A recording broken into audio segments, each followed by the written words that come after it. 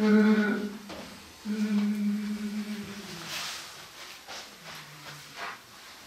hadi.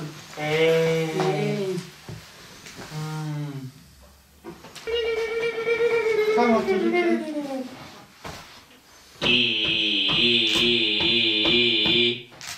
Zaten kanser tedavisi görüyor 3 yıl, 4. yıla girdi. 3 yıldır kanser tedavisi görüyor.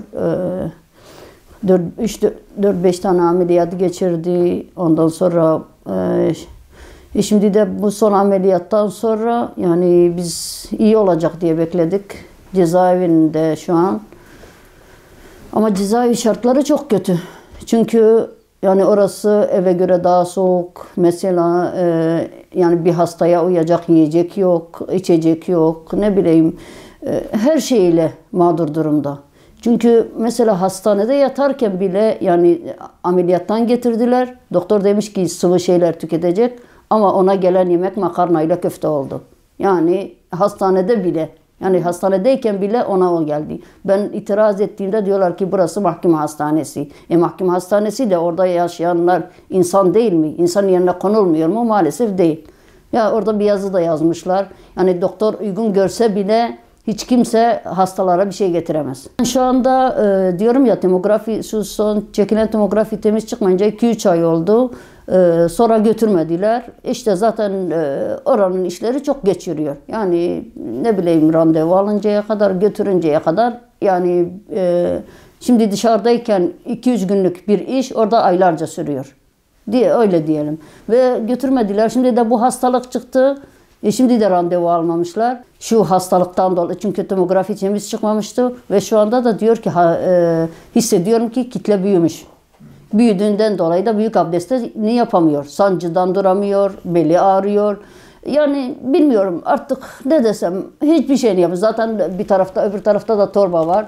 Onda da enfeksiyon olmuştu. Yani belki de ömrünün son günlerini mi yaşıyor bilmiyoruz. Çünkü hastalık tekrarlamış olsa yani gördük kanser hemen hastaların hepsini gördük. Ve oradaki hemşireler de diyordu ya şimdiye kadar bu durumda olup da tekrarlamayan bir hasta görmedik. Çünkü onun hastalığın son evresinde.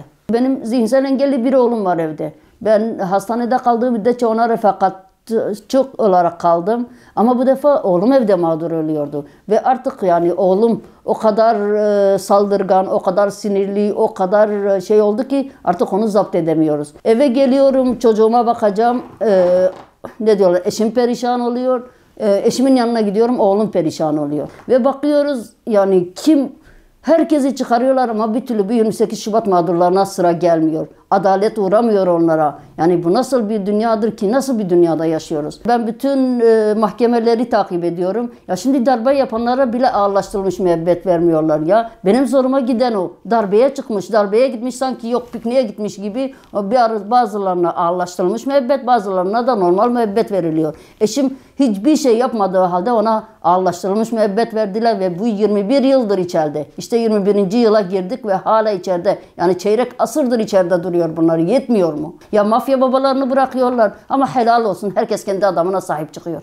Ama biz maalesef biz Müslümanlar birbirimize sahip çıkmıyoruz. Herkes diyor bana dokunmayan yılan 1000 yıl yaşasın. Hiç kimsenin umurunda değil. Hiç kimse kimseyi düşünmüyor. Herkes bir tek bu dünyayı düşünüyor. Ama artık sözün bittiği yerdeyiz yani. O kadar söyledik ki Sağır Sultan bile duydu bizim sesimizi ama maalesef duymak istemiyorlar. Kulaklarını tıkamışlar. Ne yapıyor bu insanlar? Nedir dertleri? Bizimle ne alıp veremedikleri var onu anlamadım. Bu yüzden yeni infaz yasasıyla ilgili o kadar umutlandık ki biz dedik yani hem bu koronavirüse bakıyoruz yani eşim kanser hastası en büyük risk grubunda, kayınpederim 75 yaşında o da hem hasta hem 75 yaşında o da risk grubunda ve ikisine de bu yasa dokunmadı. Ya bu zulümden başka ne olabilir? Yani biz bekliyorduk, bir umudumuz vardı, dedik ki belki inşallah ne diyorlar, bir umut bize de ne diyorlar, bize de adalet gelir ama maalesef gelmedi. Son olarak artık Cumhurbaşkanımıza, Adalet Bakanı'na, bütün herkese yalvarıyorum Allah rızası için. Ya bırak bu adamı evinde ölsün. Demiyoruz artık yaşasın, evinde ölsün artık.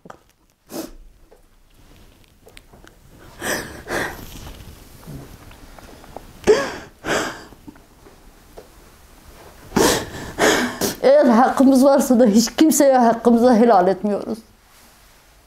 Öbür dünyada da iki elim olan yakalarında olacak. Bu çocuklarımın da benim de. Çünkü 21 yıldır bir tek Allah biliyor bizim ne çektiğimizi.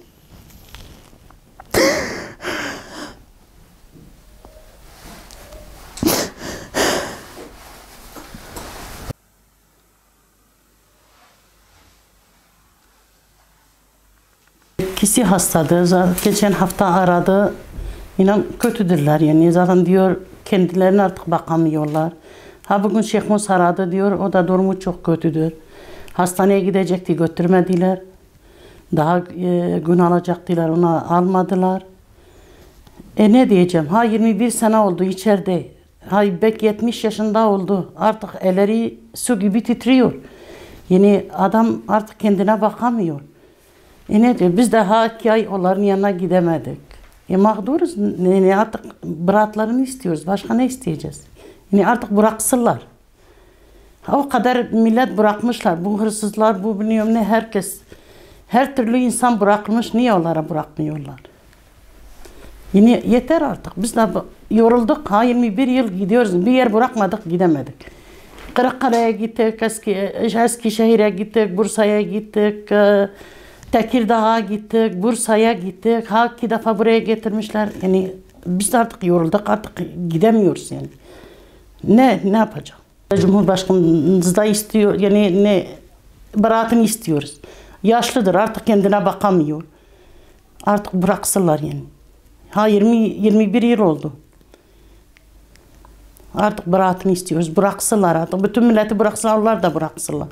Malumunuz geçtiğimiz günlerde koronavirüs sebebiyle bir takım tedbirler alındı ve bu kapsamda ceza indirimi getirildi. Çeşitli suçlar bakımından çok kısıtlı bir suç kapsamı alındı. Özellikle toplumsal düzeni bozan yağma, hırsızlık, dolandırıcılık, suç örgütleri, silahla yaralama gibi suçlar bu indirim kapsamına alındı. Fakat yine siyasi mahkumlar gibi pek çok suç faili bu kapsamda infaz indiriminden faydalandırılmadı. Elbette bu tedbirlerin getirilmesi gerekiyordu fakat bunların tüm mahkumlara eşit ve adil bir şekilde yansıtılması gerekiyordu. Buna riayet edilmedi. Özellikle ağrı hastalığı bulunan ve kocamış durumda bulunan, kendi bakımını gideremeyen mahkumlar açısından açıkçası suç kısıtlaması yapılmaması gerekiyordu. Bir hukuk devleti ilkesinin gereği olarak. Bununla beraber ölçülülük ilkesinin bir gereği olarak. Fakat buna riayet edilmedi.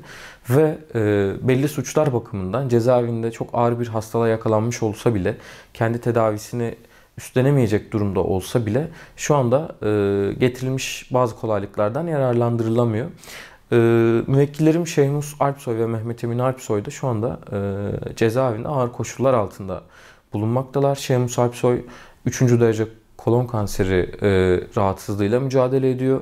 Bununla beraber zorlu cezaevi koşullarında kendi bakımını tek başına üstlenemiyor. Yine babası Mehmet Emin Alpsoy Parkinson, hepatit gibi bazı rahatsızlıklarla mücadele ediyor ve o da yaşlılığı sebebiyle kendi bakımını üstlenemiyor.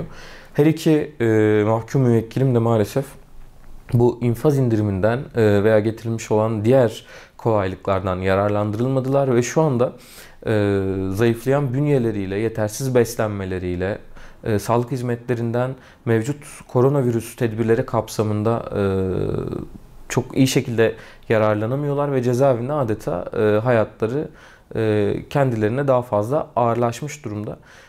Bu düzenlemeler yapılırken hangi suçu işlemiş olursa olsun, hangi suçtan fail olarak bulunmuş olursa olsun belli insani kıstasların gözetilmesi kanaatindeyim. Hastalık bunlardan bir tanesidir, yaşlılık bunlardan bir tanesidir.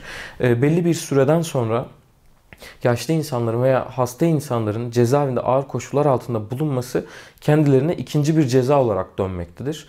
Bunun da ben açıkçası ne ceza ve güvenlik tedbirlerinin infazı hakkında kanunun, ne ceza muhakemesi kanunumuzun ne de Türk Ceza Kanunumuzun felsefesine uygun olmadığı kanaatini taşıyorum. Bu anlamda hangi suçu işlemiş olursa olsun cezaevindeki bütün hasta mahkumların, bütün yaşlı mahkumların, kendi bakımını üstlenemeyecek durumda olan mahkumların açıkçası özellikle de koronavirüsle zorlukla mücadele edilen bu günlerde birden fazla cezaya maruz bırakılmaması, birden fazla eziyete maruz bırakılmaması kanaatini taşıyorum. Bunun hukukumuz üzerine insani bir sorumluluk olduğunu hatırlatıyorum. Bu bağlamda özellikle cezaevindeki hasta mahkumlar açısından suç ayrımı gözetilmeden yeni bir düzenleme yapılarak hem Adli Tıp Kurumu hem Adalet Bakanlığı'nca belirlenebilecek başka hastanelerce alınan raporlar doğrultusunda cezalarını daha özel infaz şekilleriyle birlikte çekmeleri gerektiğine yönelik bir düzenleme yapılmasını umuyorum. Umarım bu bağlamda yeni bir düzenleme yapılır.